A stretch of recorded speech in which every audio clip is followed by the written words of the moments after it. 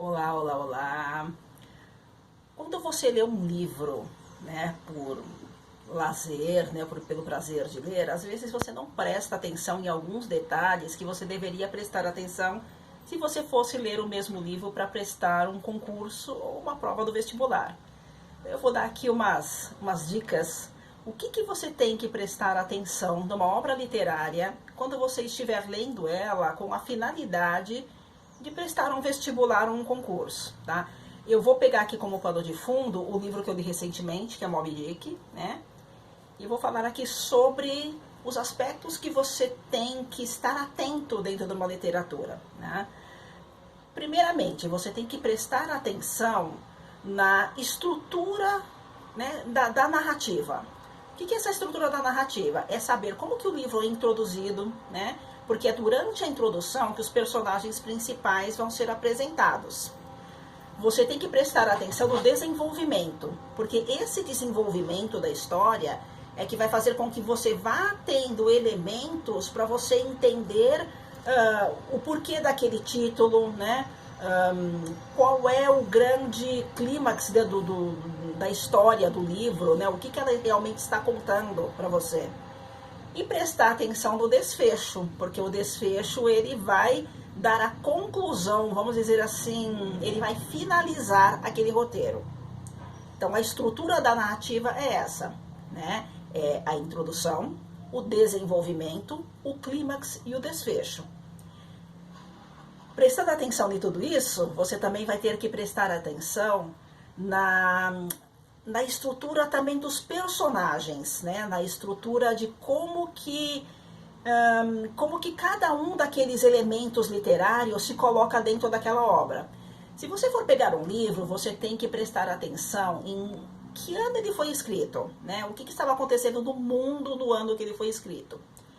E além do ano que ele foi escrito, em que ano aquela história é ambientada. Porque tem escritor que ele nasceu numa época, mas ele quer se referir a um fato que aconteceu muitos anos antes, ou ele vai contar um fato futurista, né, de alguma coisa que vai acontecer daqui muitos anos. Então ele vai ambientar aquela história dentro de um certo clima, né, que o mundo está passando. E você precisa estar atento a isso, né? E isso é você analisar o tempo da história. E analisando o tempo da história também, é interessante você perceber o curso em que aquela narrativa se dá. Eu vou dar um exemplo aqui, ó. Quando você pega Dom Casmurro, por exemplo, Dom Casmurro ele é uma obra que ele vai relatar a história do Bentinho e da Capitu ao longo de algumas décadas, né? Já Romeu e Julieta, por exemplo, ele vai ambientar a história do Romeu e Julieta ao longo de uns 4, 5 dias, porque acho que eles se conhecem num dia, juram amor no outro, daqui uns dias eles estão assim, incrivelmente apaixonados, se casam e no dia seguinte eles morrem. É uma história muito breve a história do Romeu e Julieta, né? Comparando com a história do Dom Casmurro, né, que é uma história que vai levar assim a infância, a juventude, a vida de casado, né? Ela vai se estender por algumas décadas. Então essa é a temporização que você tem que prestar atenção. Quanto tempo leva para aquela narrativa, né? Por isso que tem livros que são, né, gigantescos, né? Porque às vezes eles vão retratar literalmente 100 anos, né? Como 100 anos de solidão, que ele vai falar realmente da história de uma família ao longo de um século, né? Outra coisa que você tem que prestar atenção quando você vai ler um livro, né? Quais são os personagens principais, né? O personagem principal, geralmente, ele é apresentado logo na introdução, né? Os demais, você vai vendo ao longo dos primeiros capítulos, ele se apresentando. Talvez você tenha algum personagem chave aí na história que vai ser apresentado na metade da narrativa, na metade do livro, ou quase para o final, que algum especialmente em literaturas policiais, às vezes você tem aquele elemento surpresa, né? Aquele personagem que ele chega quase no finzinho da narrativa. Mas é muito bacana você perceber que você vai ver que existem personagens, que eles são personagens que a gente vai chamar na literatura de personagem tipo, né? É aquele personagem que ele é quase que um ator coadjuvante, né? Ele pode ser o dono do bar, o dono da taverna, a dona da hospedaria, o garçom. São personagens que estão ali para complementar aquela história. O que você tem que focar bastante, né? Porque a história geralmente ela vai circundar em torno do personagem principal, que é o protagonista, e do antagonista. Lembrando, gente, que antagonista nem sempre é um vilão. O antagonista é, às vezes, aquele que faz um contraponto às ideias do protagonista, não sendo necessariamente um vilão, tá? Ou, às vezes, tanto o protagonista como o antagonista podem ser ambos os vilões também, né? Outra coisa que você tem que prestar bastante atenção também é qual é a mensagem que aquela obra está passando para você, né? Porque toda obra, ela tem assim, ela tem aquela inspiração para mudar a maneira de pensar das pessoas, ou para te causar algum tipo de reflexão, ou para te causar algum tipo de questionamento, né? Então, quando você lê um livro, né, você tem que se questionar o que esse livro está querendo me trazer e qual a importância literária para ele na época que ele foi escrito e hoje. Porque geralmente as perguntas de vestibular, elas estão sempre se atualizando. Mesmo que você leia uma obra do século XVIII, geralmente eles vão fazer alguma pergunta que vai mostrar o que essa obra traz de importância para os dias de hoje, né? E qual foi o legado dela lá atrás, ó, quando ela foi escrita, né? Por isso que a gente não pode assim, comparar obras de pessoas que escreveram na época em que você via assim um comportamento diferente, né, da sociedade, porque ela era daquele jeito, e a gente vai ver muito isso daqui no livro que eu vou falar no Moby Dick, né? Porque há séculos atrás o mundo ele era diferente, né? As necessidades do planeta, o desenvolvimento econômico, socioeconômico do mundo era bem diferente do que hoje. Nós éramos dependentes de outras coisas, né? Que hoje nós não somos mais, né? Mas em contrapartida hoje nós também temos as nossas dependências, né? Em questão de economia, em questão de crescimento de uma sociedade, né? Outra coisa também bem bacana para você prestar atenção no livro é como que vai se dar o desfecho daquele livro. Porque ele tem que ser, de uma certa maneira, catártico, impactante, né? Ele tem que fazer você terminar o livro e pensar, meu Deus, né? Que interessante essa obra, né? Você se questionar e você reavaliar algumas coisas as quais você tinha. Eu tenho uma professora na faculdade, ela era mestre em literatura. E ela falava o seguinte, que quando você lê Dom Casmurro e a sua única pergunta no final do livro, né, é se a Capitu traiu ou não o Bentinho, é porque você leu errado. Porque Dom Casmurro, ele vai trazer aspectos de como era a sociedade naquela época, ele vai mostrar que a Europa ditava muito do que acontecia no resto do mundo, especialmente Paris, né? Aquela frase de a última moda em Paris era muito vigente aqui no Brasil, que o Brasil copiava tudo que vinha de Paris, né? Moda, tendências até religiosas, tá? Então, assim, quando ler uma obra, mergulhe fundo, vai além daquilo que é básico, né? Faça o quilômetro extra que você vai tirar, assim, lições muito valiosas. Vamos lá dar uma pequena analisada aqui, ó, no Moby Dick. Moby Dick, ele é um livro que ele foi escrito, assim, a primeira metade do século XIX, né? Nessa época, o mundo, ele era muito dependente do óleo de baleia. O óleo de baleia estava para o mundo como hoje o diesel e o petróleo está para nós, né? Para a nossa época. Então, assim, a caçada predatória, ela era gigantesca. Muitos homens se lançavam ao mar, muitos não voltavam, porque a caçada da baleia, ela demandava que a pessoa ficasse, muitas vezes, um bom tempo, né, no mar. Às vezes, um homem saía para caçar junto com os seus marujos, né, e ele regressava para sua família 2, 3 anos depois. Não era uma coisa de, eu vou lá, semana que vem eu tô de volta. Não era bem assim, não. Eles ficavam muito tempo no mar. E quanto mais tempo eles ficavam no mar, mais suscetíveis a doenças, né? Mais suscetíveis à fome, mais suscetíveis aos acidentes, né? Que eram, vamos dizer assim, promovidos pelas tempestades, né? Pelas mudanças de clima que havia no meio do oceano. Às vezes você naufragava e ninguém nem sabia onde você estava. Ia parar em ilhas remotas que ninguém nem conhecia, porque naquela época, né? Não existia satélite. Vocês vão lembrar do filme O Náufrago, né?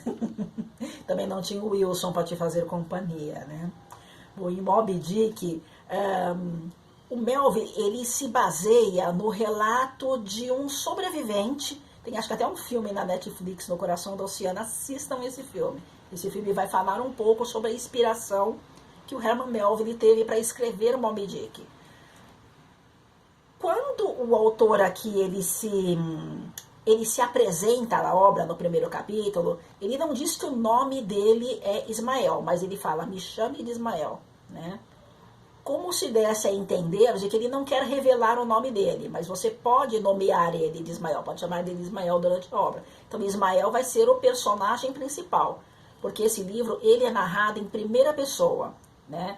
E essa narrativa é narrativa, né, do narrador, que ele também é personagem, e ele é um personagem onisciente, ele está ciente de tudo o que acontece com os demais personagens da obra. Os primeiros capítulos da obra, ele vai mostrar ele fazendo amizade com o Quicken, e eles ficam numa hospedaria, né? Demora bastante a introdução do livro para que realmente eles vão para o navio, para que eles vão para o mar caçar a baleia. A caçada da Moby Dick é da metade do livro para o final. Ele é um livro bem difícil de ler, porque o Melville ele é assim absurdamente detalhista. Tudo que ele vai falar, ele explica minuciosamente. Tem um capítulo aqui que ele vai falar sobre o corte da baleia, como um açougueiro falando do corte de um boi, vai. Aqui fica a picanha, aqui fica a maminha, aqui. E ele fala isso detalhe por detalhe, qual é a carne nobre, qual é a carne que era entregue para a população mais de baixa renda, qual era a carne que ia assim para as pessoas endinheiradas da época, de onde você extraía o óleo, como que você extraía, porque aquele óleo, ele era o óleo que ele vai abastecer máquinas, navios, as lamparinas da rua, dentro das casas, né? Como eu falei, o óleo da baleia nessa época, ele tinha a mesma importância que tem o diesel para nós, que tem a gasolina para nós, ele tinha essa importância. E tamanha era essa importância que as caçadas eram predatórias, né? Eles iam para o mar e eles abatiam centenas e centenas e centenas de baleias. E da metade do livro para lá, depois que ele apresenta todos os personagens, né, que tem,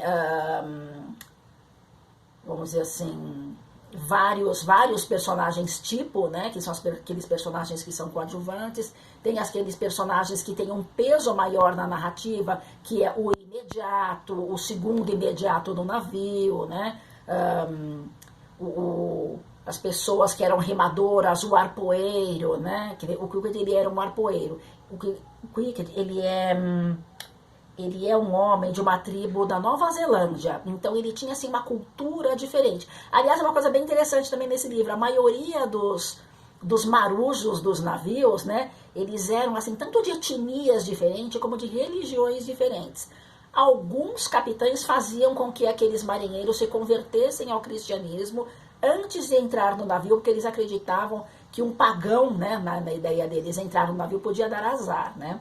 Mas o capitão aqui do navio, ele era um homem bem, vamos dizer assim, bem amargo e bem obsessivo. Ele só vai mostrar o interesse dele, né, em capturar a baleia Moby Dick, que é um cachalote branco gigantesco, muito maior do que as outras baleias que eles caçavam, né, lá pela metade para o final do livro, que ele vai revelar essa intenção dele para os marujos e para os imediatos do navio. Ele não conta logo de cara, porque ele precisa ganhar a confiança deles, né? Ele precisa estar em alto mar, próxima à região onde essa baleia é avistada, que na verdade ele está planejando uma grande vingança. E esse é o enredo da história, né? Além de contar a vida de um marinheiro detalhadamente, como é que é a vida no mar e os medos, né, os temores que os marinheiros têm, né, de estar em alto mar, né? Vai contar também da obsessão do capitão do navio. O capitão do navio, há tempos atrás, ele teve, vamos dizer assim, uma DR aqui com a baleia comeu a perna dele. E ele pede para que um marceneiro faça uma perna com o marfim, né, o marfim do osso de outra baleia, né? E ele fica obsessivo em se vingar dessa baleia. Ele toma aquilo como uma coisa pessoal e não como um acidente da natureza, porque um animal ele não tem essa, vamos dizer assim, esse planejamento minucioso de se vingar de alguém como o homem tem. E ele tem. Gente, a obsessão dele chegava tanto que ele pede para que um ferreiro faça um arpão e ele seleciona lá dos marinheiros dele, os marinheiros que são pagãos, né? E ele batiza o sangue, né, que ele pretende jogar naquele arpão para batizar o arpão, em nome do diabo. E em nome do diabo ele batiza esse arpão porque ele achava que daria a ele forças para bater um animal tão gigantesco que eles vão chamar em algumas escrituras de Leviatã, né? Que seria assim aquele monstro marinho, né? Só que era uma baleia, né, muito maior do que as outras, porque talvez fosse a última da geração dela, que com o passar do tempo vai havendo mais escassez de alimento, alguns mamíferos cetáceos, né, como as baleias, vão diminuindo de tamanho. Isso acontece com a maioria das espécies no nosso planeta. Quanto menor a oferta de comida, né, mais aquele animal vai evoluindo de um jeito a necessitar menos comida. Isso daí é biologia. Só que, né, nessa época, para eles era um monstro gigantesco, né, e ele tinha que abater aquele monstro, não porque ele estava preocupado com o terror, com o pavor que aquele monstro causava aos outros marinheiros, né, mas porque ele queria realmente a vingança pela perna dele ter sido devorada. E durante a narrativa vão aparecendo outros navios, né, que vão cruzando com o navio do Capitão Acabe, e eles vão relatando como que foi a experiência deles de encontrar a baleia, porque o navio aqui do Ismael não é o único que vai atrás da baleia, né? Mas os outros, eles vão para pescar e se deparam com ela. Só que se deparando com aquela força gigantesca, o que os outros navios fazem? Eles se afastam, porque eles sabem, né, que ninguém pode, com alguma coisa tão gigantesca, tão grandiosa. Então eles são cautelosos. Já o Acabe não, ele está assim possuído pelo desejo de se vingar. E o que acontece com esse capitão? Ele vai induzindo as pessoas a irem cada vez mais para a região onde, né, a baleia é avistada, onde a Moby Dick é avistada, e ele deixa para contar quase no final. Não, estou aqui porque eu quero arpoar essa baleia, porque eu quero a minha vingança. É onde a população do navio, né, começa a organizar um botim contra o capitão, porque eles começam a ver que ele está insano, né?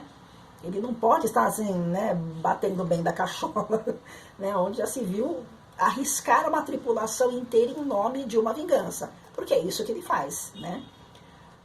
Bom, o desenvolver do livro, você vai ver que cada pessoa vai lidar com esse pavor, né, das grandezas do mar, das grandes tempestades, dos grandes animais que tem no mar, de acordo com as suas crenças religiosas, ou de acordo com o seu grau de coragem, né? Porque muitos marinheiros, eles embarcam nos navios, quer seja para fugir da justiça lá da terra, porque eles estão devendo alguma coisa e precisam ir para o alto mar para não serem vistos por um tempo, né? Ou porque as pessoas realmente não tinham emprego, mas cada um deles tinha um motivo para estar lá. E a maioria das embarcações, assim, naquela época era assim. O que esse livro vai trazer de reflexão, pelo menos para mim, né? Se eu fosse analisar ele vamos dizer assim, num contexto de estar atenta ao que um vestibular fosse me pedir. Primeiro eu ia analisar a linguagem. É uma linguagem extremamente bem rebuscada, é uma linguagem bem trabalhada e ela é minuciosa. Por quê? Porque essa é a estilística desse autor, né? O Melville, ele já chegou a ser assim biógrafo de pequenas embarcações que iam fazer ou pesquisas ou caçar outros animais, caçar outros tipos de peixes, né? Então ele descrevia, ele fazia o relato bibliográfico daquele navio. Ele era como se fosse um documentarista, vamos dizer assim, né? Então ele tinha essa precisão de detalhe por conta dele ser um escritor documentarista. E ele passa muito disso para cá, porque é o estilo literário dele. Detalhar com minúcias tudo o que está acontecendo. Então tem muita gente que às vezes não avança na leitura desse livro, porque os primeiros capítulos, assim, eles são extremamente minuciosos com relação a essa questão de detalhe.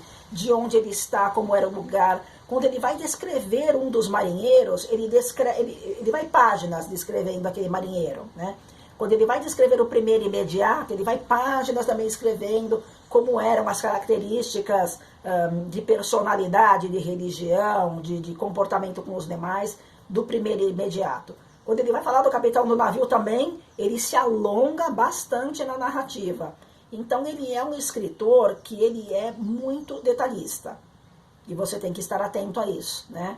Qual é o estilo de linguagem que aquele escritor usa. Outra coisa também que eu prestaria bastante atenção, né? O que o mundo estava vivendo. Aquele momento em que eles estão indo à caça da baleia por causa do óleo, é o momento que já está começando a transição do uso do óleo animal, de origem animal, para o uso do petróleo. Porque logo em seguida, né, já migrando já para a segunda metade do século XIX, as pessoas já começam a encontrar, especialmente naquela região do meio México, né, na região do Texas, já começam a encontrar postos de petróleo. E o filme vai falar disso no final, né, porque no filme, quando o Melville termina de entrevistar o marinheiro sobrevivente, né, ele fala assim, talvez não precisemos mais do óleo da baleia, porque um homem furou o chão lá no Texas e o óleo saiu do chão. Né? E ele olha com aquela cara assim, sabe, de quem está desacreditando daquilo. Como assim o óleo saiu do chão? E realmente é um período transitório, né, da história dos combustíveis, vamos dizer, que nós usávamos naquela época, para o que nós estamos usando na atualidade, né? Então ele vai falar também disso, das mudanças, né, que o mundo vai tendo com relação à exploração dos recursos naturais, né? Essa coisa também da exploração dos recursos naturais, ela está bem intrínseca aqui, porque ele mostra que a caça da baleia é uma coisa bastante predatória, porque eles não se preocupam muito se eles vão dizimar uma determinada espécie, mas a preocupação deles é quanto de óleo eu posso levar para comercializar no porto, né? Independente de quantas baleias eu mate, eu quero saber o quanto de dinheiro eu vou ganhar. Eles não tinham muito essa consciência, né, de sustentabilidade nessa época, não existia muito isso. Então, caçar uma baleia ou caçar uma baleia que estivesse com um filhote, para eles tanto faz, né?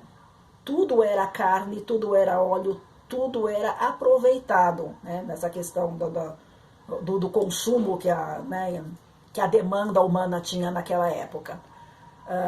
Os personagens aqui, eles são bem interessantes, porque são personagens, assim, bem diferentes na sua construção de personalidade, né? Eu diria, assim, que o Quicket, ele é um dos personagens, assim, que mais me encantou, né? Porque ele é diferente dos outros. Tem uma partezinha aqui no livro, que o Ismael fala que o Quicket, ele é como se fosse o George Washington da tribo dele. Gente, essa parte é bem engraçada, é bem divertida. Porque ele mostra que ele era um homem que, para a tribo dele, ele tinha uma importância social grande, né? E ele decide entrar no navio porque ele quer aprender algumas coisas com a arte baleeira, porque ele é um arpoador, né? Ele quer aprender um pouco com os cristãos, porque ele é de uma religião diferente. Inclusive, quando ele embarca no navio, eles estão no Ramadã, né? Que é o mês em que algumas tribos da Nova Zelândia, seguindo o Islã, eles fazem um jejum do nascer ao pôr do sol. Ele vai falar um pouco assim sobre o céu, como que o marinheiro se guiava pelas estrelas do céu para saber em que localidade do oceano eles estavam. Essa parte é fascinante, gente, é muito linda mesmo.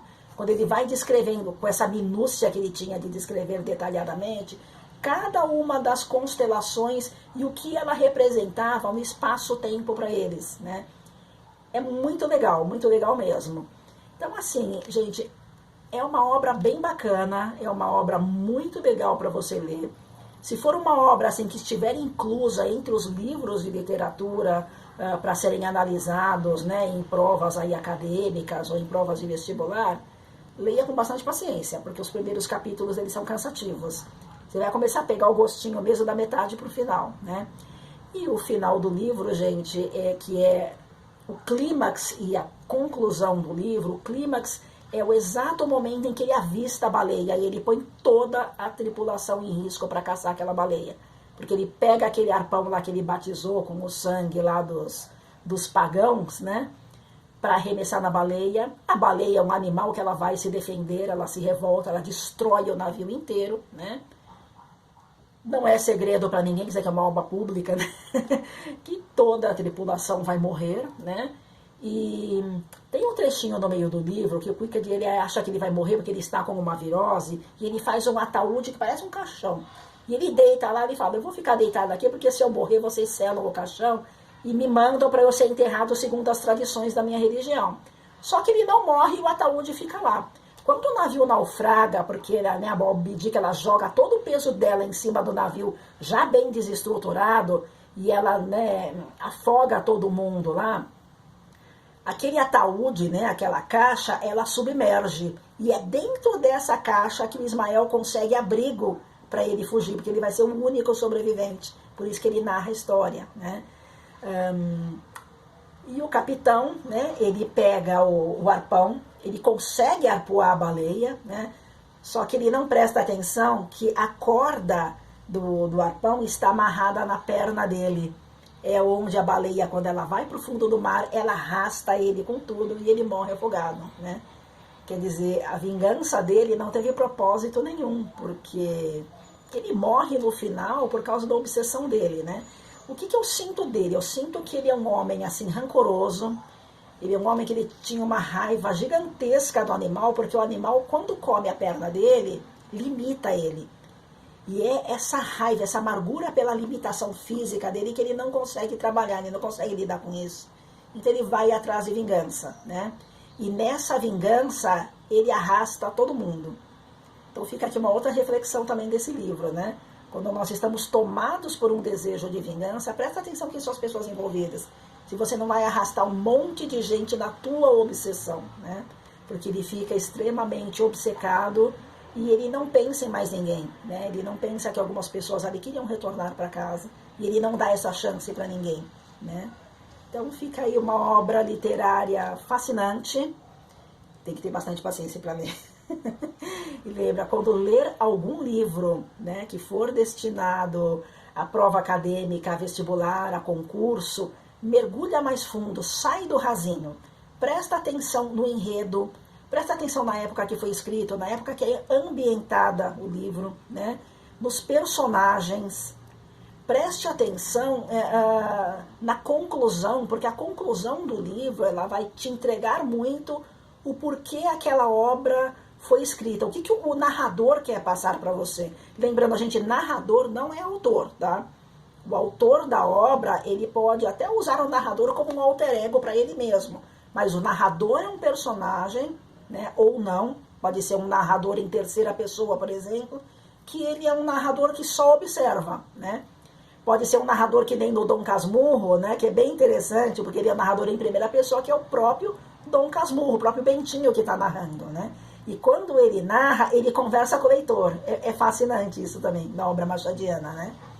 Então fica aí a diquinha para vocês, né, que estão estudando aí para o vestibular. Quando lê um livro, não fica no raso, mergulha fundo, tá bom? Gente, beijos, fiquem com Deus e continue a boa leitura aí.